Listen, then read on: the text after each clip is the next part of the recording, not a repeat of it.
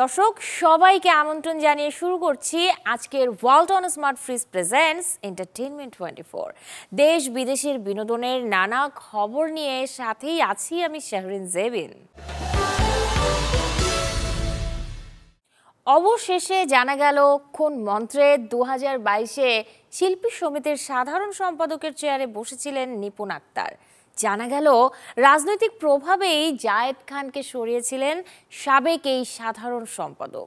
এসবের জন্য নাকি এক রাতে শিল্পী সমিতির নির্বাচনের প্রধান নির্বাচন কমিশনারকে 17 বার ফোন করেছিলেন শেখ সেলিম। দায়িত্ব নেয়ার শুরুর দিন থেকেই অভিযোগ ছিল 2022 সালে অনুষ্ঠিত চলচ্চিত্র শিল্পী সমিতির নির্বাচনে রাজনৈতিক প্রভাব খাটিয়েছেন চিত্রনায়িকা নিপুণ আক্তার। নির্বাচনের ফলাফল প্রত্যাখ্যান করে আদালতের নির্দেশে সাধারণ সম্পাদকের চেয়ারে বসেছিলেন তিনি। চলচ্চিত্র শিল্পী সমিতির নির্বাচন নিয়ে সেবার জল কম ঘোলা হয়নি। প্রাথমিক ভোট গণনায় নির্বাচনে সভাপতি পদে ইলিয়াস কাঞ্চন ও সাধারণ সম্পাদক পদে জায়েদ খান জয়ী হলেও ফলাফল না মেনে নিয়ে আদালতের দ্বারস্থ হন নিপুণ। শিল্পী সমিতির সে নির্বাচনে প্রধান নির্বাচন কমিশনারের দায়িত্ব পালন করেছিলেন পীরজাদা হারুন। সে সময় নিপুণের ভয়ে মুখ না খুললেও এবার চ্যানেল 24-কে জানালেন শিল্পী সমিতির নির্বাচনে রাজনৈতিক হস্তক্ষেপ হয়েছে। অবশ্যই রাজনৈতিক হস্তক্ষেপ হয়েছিল। আপনারা জানেন যে শিল্পী সমিতি নির্বাচন একটা সংস্থা নির্বাচন, কিন্তু এই নির্বাচনে এমনভাবে প্রভাব বিস্তার করার চেষ্টা করা হয়েছে যে জাতীয় নির্বাচনকে ছাপিয়ে গিয়েছে। এমনকি প্রভাব যে ছিল রাজনীতিক, আমাকে 30 তারিখ যেদিন রেজাল্ট আপিল কমিটির রেজাল্ট দেওয়ার পর সেটা প্রকাশ করা হবে, সেদিন আমাকে একটা গোয়েন্দা সংস্থার হেফাজতে সারাদিন রাখা হয়েছে। আসলে কি হয়েছিল সেই রাতে? ভোট গণনায় হেরফের ও নির্বাচনে নিপুণকে জয়ী দেখাতে গিয়ে কোনো রাজনীতিবিদ আসলেই ফোন দিয়েছিলেন সেদিন? এমন প্রশ্নে সরল স্বীকারোক্তি পীরজাদা হারুনের। শেখ সেলিম থেকে ফোন এসেছিল এবং আমাকে ভয় দেখানো হয়েছিল রেজাল্টটা তাকে পাশ করিয়ে দেন, নাহলে আপনার অসুবিধা হবে। এবং আপনাকে বলতে অসুবিধা নেই, তৎকালীন স্বরাষ্ট্রমন্ত্রী কিন্তু আমাকে টেলিফোন করেছিল। এবং আপনারা জানেন যে আমরা যারা উচ্চ পর্যায়ে থাকি তাদের কাছে কিন্তু সকল মন্ত্রীর টেলিফোন নাম্বার সেভ থাকে মোবাইলে। আমি দেখেছি কিন্তু ধরিনি, কেন তার কথা তো একই ধরনের হবে। এবং পরবর্তীতে তিনি কিন্তু এস এ হক অলিককে পাঠিয়েছিল, সে বলছে আপনাকে স্বরাষ্ট্রমন্ত্রী টেলিফোন করেছে, আপনি ধরেননি। আমি কই স্যার যে টেলিফোন করেছে আমি দেখিনি, আমার টেলিফোন আমার কাছে ছিল না। তাহলে রাজনীতির প্রভাব একটা ছোটখাটো নির্বাচনে কিভাবে পড়েছে? এ ঘটনায় কোনো প্রমাণ বা সত্যতা তার কাছে আছে কিনা জানতে চাইলে তিনি বলেন বিষয়টি ওপেন সিক্রেট। এটা তো সবাই জানতো তখন যে, এবং এই সবাই দেখতেছে টেলিফোন আসছে, কেউ টেলিফোন আসলে বুঝলো যে আমাকে কে টেলিফোন। সোহান যখন আমার কাছে টেলিফোন নিয়ে যেত তখনই বুঝতো যে শেখ সেলিম টেলিফোন করেছে। প্রমাণের আমি কিছু বলবো যে এখন তো কল রেকর্ড আছে, হ্যাঁ, কল রেকর্ড যদি ওই সময়ের যাচাই করা হয় তখন দেখা যাবে কল রেকর্ড আমার কাছে এসেছে। তাহলে এটা প্রমাণ, কিন্তু এই প্রমাণ আর তখন তো সবাই সেখানে দেখেছে যে বারবার রিং আসতেছে। পীরজাদা হারুন বলেন 2022 সালের 28 জানুয়ারির মতো আর কোনো রাত যেন তার জীবনে না আসে, সেটাই তার একমাত্র চাওয়া। আমি তখন বুঝলাম যে অতিরিক্ত সচিব অনেক বড়।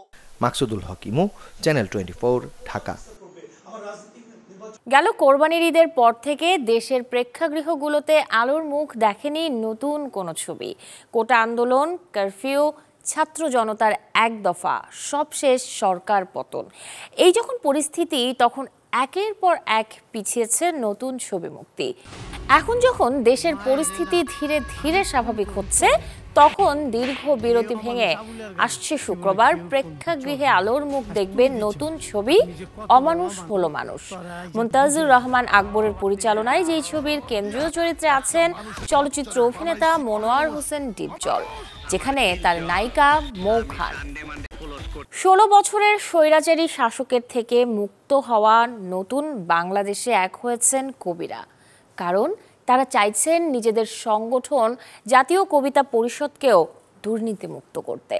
এই উপলক্ষে মঙ্গলবার সকালে রাজধানীর ঢাকা রিপোর্টার্স ইউনিটির সাগর রুনি মিলনায়তনে এক সংবাদ সম্মেলন আয়োজিত হয়, যেখানে সংগঠনটির আহ্বায়ক কবি মোহন রায়হান দাবি করেন কবি নামধারী কিছু ব্যক্তি জাতীয় কবিতা পরিষদের নাম ভাঙিয়ে করেন কোটি কোটি টাকার দুর্নীতি, হাতিয়ে নেন জাতীয় পুরস্কারও, যাতে করে সুনাম ক্ষুণ্ণ হয়েছে জাতীয় কবিতা পরিষদের।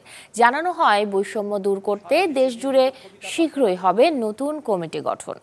পাশাপাশি বৈষম্য মুক্তির জন্য কবিতা এই স্লোগান ধারণ করে আগামী বছরের 1 ও 2 ফেব্রুয়ারি ঢাকা বিশ্ববিদ্যালয়ের সড়ক মোহনায় জাতীয় কবিতা উৎসব আয়োজন করার ঘোষণাও দেন তারা। নারী চিকিৎসককে লোমহর্ষকভাবে ধর্ষণ ও হত্যার প্রতিবাদে গোটা টলিউড এখন রাজপথে। শাশ্বত চট্টোপাধ্যায় থেকে শুরু করে আবির, শুভশ্রী, শ্রাবন্তী, পরমব্রত সহ সবারই একটাই দাবি, উই ওয়ান্ট জাস্টিস। শুধু অভিনয় শিল্পীরাই নয়, এই বিচারের দাবিতে রাজপথে মিছিল স্লোগানে আছেন সঙ্গীতের মানুষ সহ পরিচালক প্রযোজকরাও।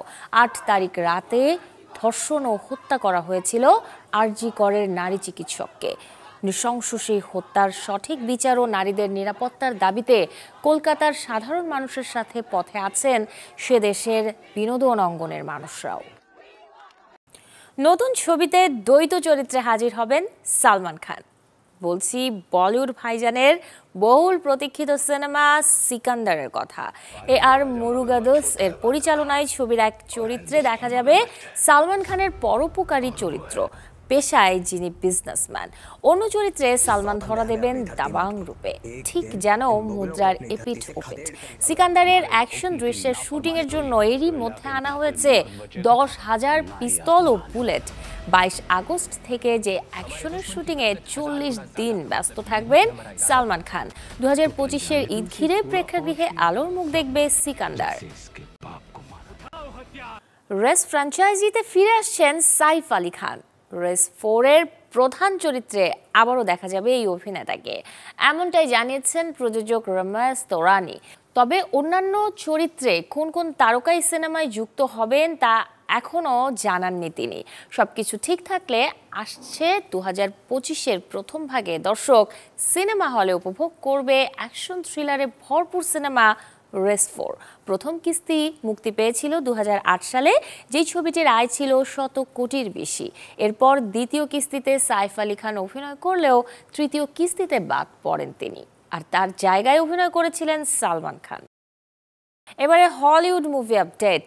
মুক্তি পাচ্ছে মার্ভেল কমিক্সের নতুন superhero movie Kraven the Hunter, যে ছবির প্রধান চরিত্রে অভিনয় করেছেন অ্যারন টেলর জনসন। পরিচালক জেসি চন্ডারের সিনেমাটি প্রেক্ষাগৃহে আলোর মুখ দেখবে 13 ডিসেম্বর। মার্ভেল কমিক্সের জনপ্রিয় চরিত্র ক্রাভেন দ্য হান্টার এবার দেখা যাবে সিনেমার পর্দায়, কারণ একই নামে সুপারহিরো মুভি নির্মিত হয়েছে হলিউডে। নির্মাতা জেসি চ্যান্ডারের পরিচালনায় ক্রাভেন দ্য হান্টার সিনেমার নাম ভূমিকায় অভিনয় করেছেন অ্যারন টেলর জনসন। এছাড়াও বিভিন্ন গুরুত্বপূর্ণ চরিত্রে আছেন আরিয়ানা ডিবোস, ফ্রেড হেচিঙ্গার্ড, রাসেল ক্রুর মতো তারকারা।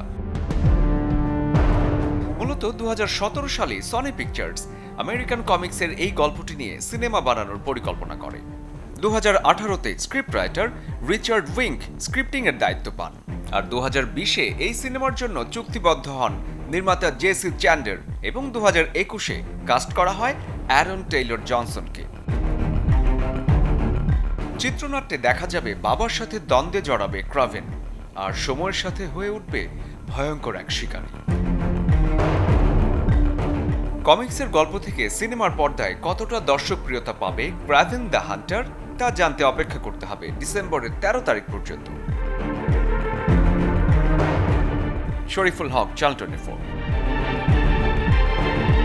দর্শক, এই ছিল Walton smart fridge presents entertainment 24 এর আজকের আয়োজনে। বিনোদনের সব খবর জানতে ভিজিট করুন আমাদের ফেসবুক পেজ এবং ইউটিউব চ্যানেলে। কাল ঠিক একই সময়ে আবারও দেখা হবে। সেই পর্যন্ত সবাই ভালো থাকুন, সুস্থ থাকুন, চ্যানেল 24 এর সাথেই থাকুন।